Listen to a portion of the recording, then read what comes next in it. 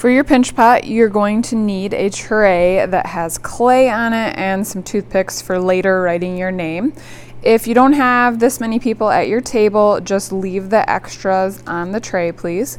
You will also need a little itty bitty bowl of water. So you only need a tiny bit of water because too much water will make our clay really kind of slimy and not a good texture. So all of these items come to your table, including a clay only placemat, so that we're not mixing the paint ones with the clay ones. First, you will start out by getting your piece of clay in a nice smooth ball. Try not to squish it too much so that it doesn't lose a lot of moisture.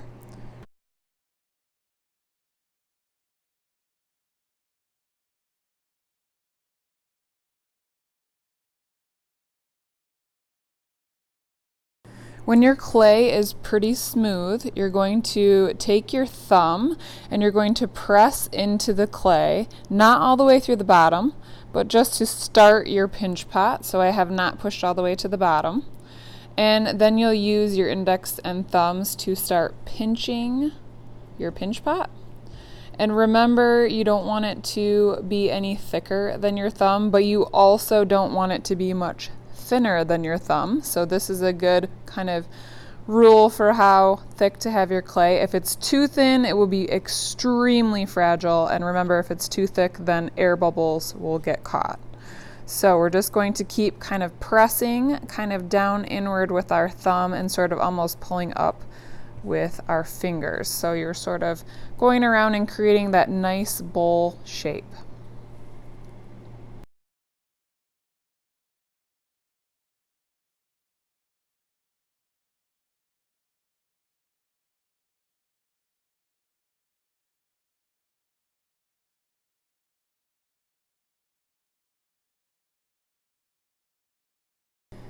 Make sure as you continue that you're kind of almost like hugging and pulling your bowl kind of inward, because if you start pulling it outward, then your bowl lip is going to go out instead of in.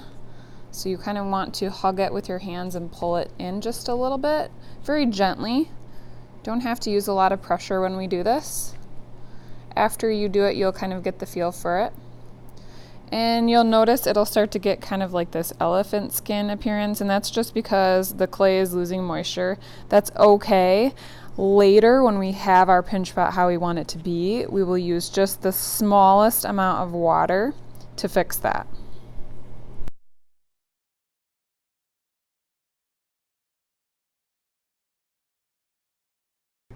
When your pinch pot is pretty well even, so it shouldn't be like thick and thin all the way around, try and get it as even as possible.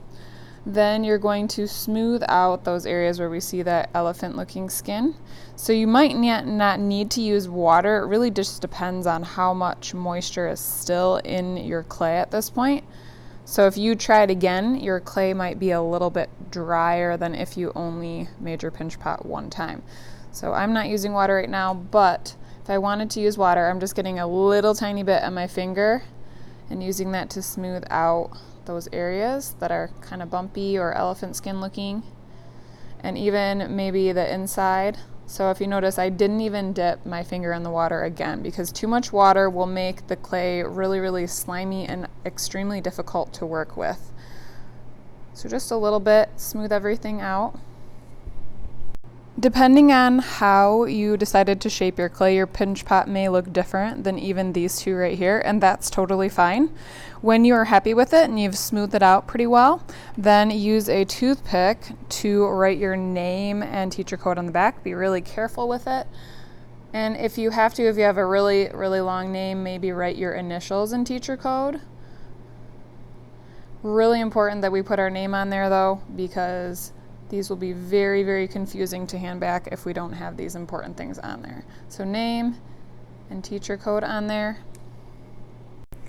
Then you'll walk it over and place it inside of one of these boxes and put them as tightly together as you can in both of these boxes, and that way they'll be ready to be fired. Remember to check that your table is free of all clay dust when you're done, and put everything back better than you found it. Have fun, guys.